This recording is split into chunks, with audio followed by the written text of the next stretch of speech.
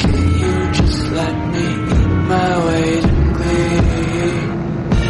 I live inside my own world of make-believe.